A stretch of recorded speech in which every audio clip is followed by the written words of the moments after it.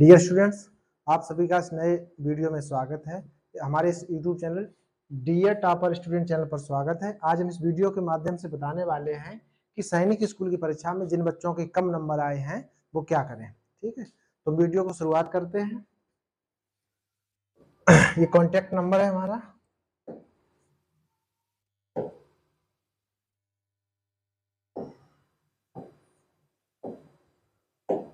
आज का हमारा टॉपिक है यहाँ पे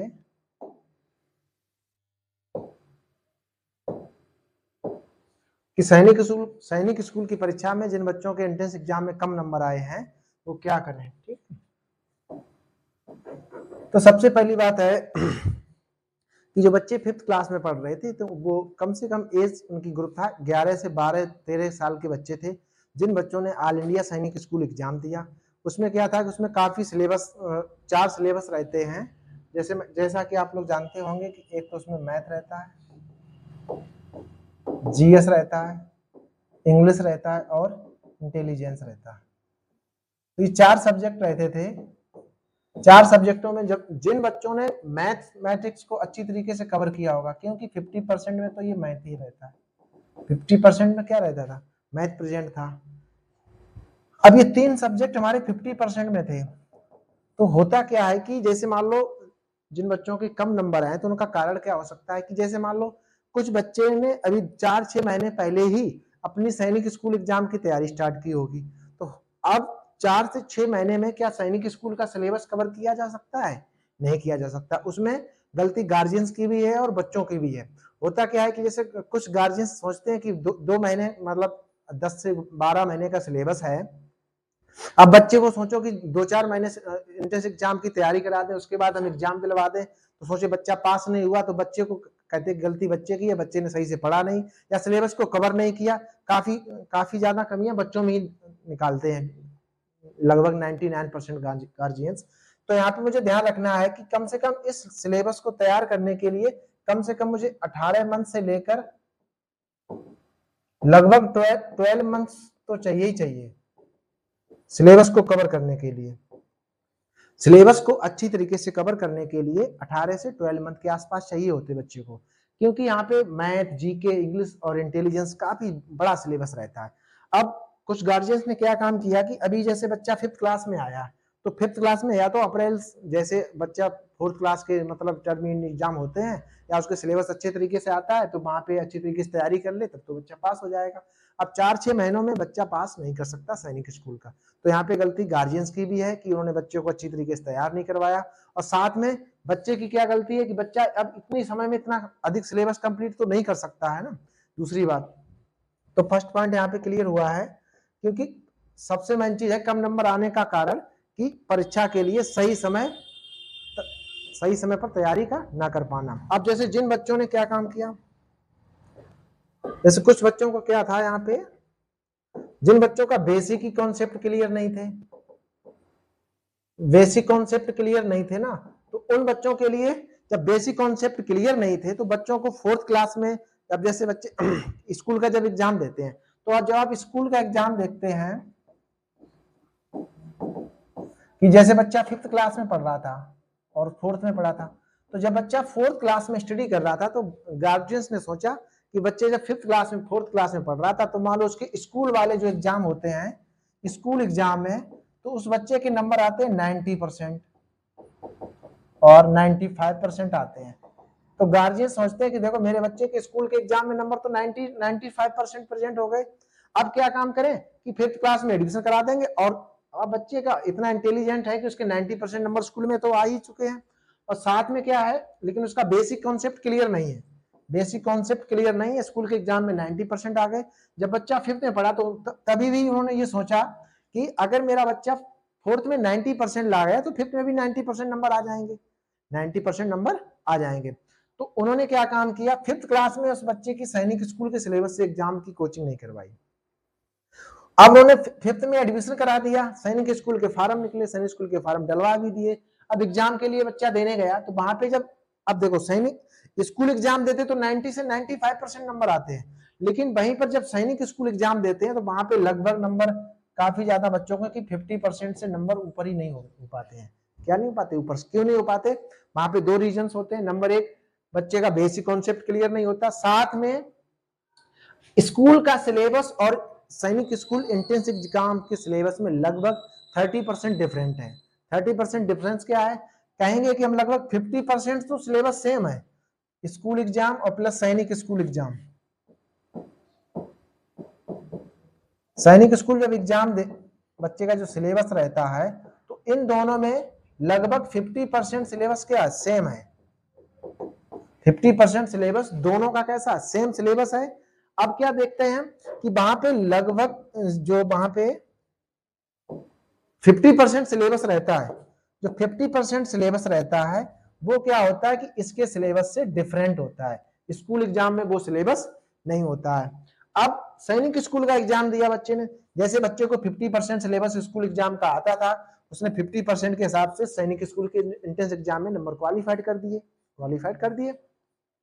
अब 50% जो एक्स्ट्रा क्वेश्चन आए हुए हैं, जो हार्ड क्वेश्चंस होते हैं, जो हार्ड क्वेश्चंस होते हैं वो बच्चे ने सोल्व नहीं कर पाया। अगर सोल्व किए भी तो मान लो 50 में से 10-20 क्वेश्चन उसने सोल्व कर दिए। तो यहाँ पे क्या हुआ कि अब यहाँ पे 90% नंबर आ गए, लेकिन सैनिक स्कूल के एग्जाम जब उसने दिया था तो उसके लगभग 60% नंबर आ गए। तो यहाँ पे दो कॉन्सेप्ट निकल के आ गए, क्योंकि यहाँ पर बेसिक कॉन्सेप्ट क्लियर ना हो पाना। ठीक है, ये सेकेंड पॉइंट क्लियर हुआ। नेक्स्ट पॉइंट पे हम बात करते हैं। अब देखिए यहाँ पे जिन बच्चों के नंबर कम आए हैं वो क्या काम करें।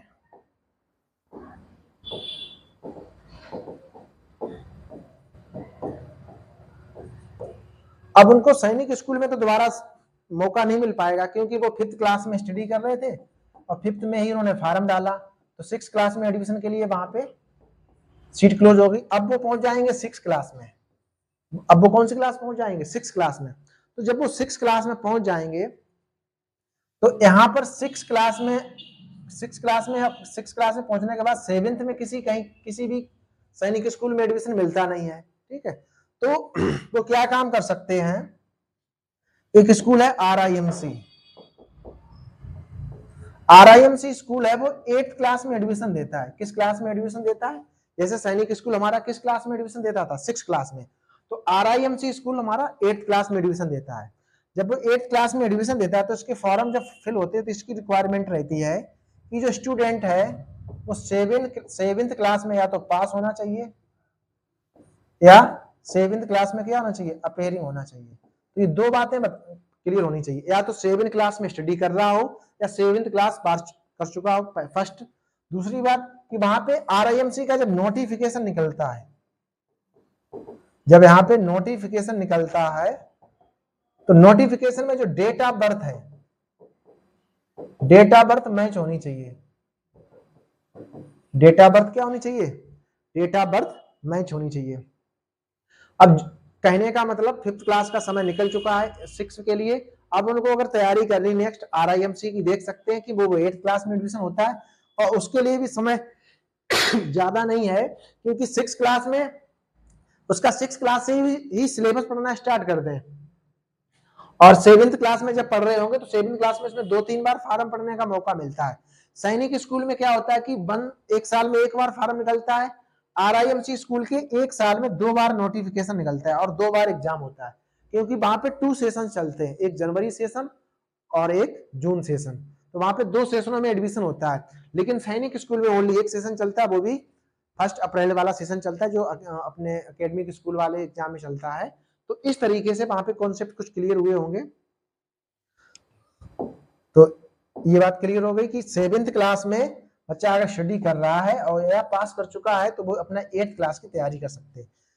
नेक्स्ट पॉइंट जरा देखिए। अब यहाँ पे बच्चों के पास एक 9th क्लास में जो सैनिक स्कूल के फॉर्म निकलते हैं, सैनिक स्कूल में 9th क्लास में फॉर्म निकलते हैं, वहां पे ट्राई कर सकते हैं, क्योंकि 5th के बाद मेरे पास अब 8th क्लास में RIMC का 8th क्लास के लिए मौका मिलता है और नेक्स्ट मिलता है सैनिक स्कूल में 9th क्लास के लिए। तो सैनिक स्कूल में 9th क्लास का जो फॉर्म रहेगा तो उसमें 9th क्लास में एडमिशन के लिए रहता है, लेकिन यहाँ पर क्या कंडीशन होती है कि 9th क्लास में एडमिशन लेना होता है तो वहां पर हमें 8th क्लास में स्टूडेंट क्या होना चाहिए, स्टडी करना चाहिए। ठीक है, 8th क्लास में स्टूडेंट को क्या करना चाहिए, स्टडी करना चाहिए।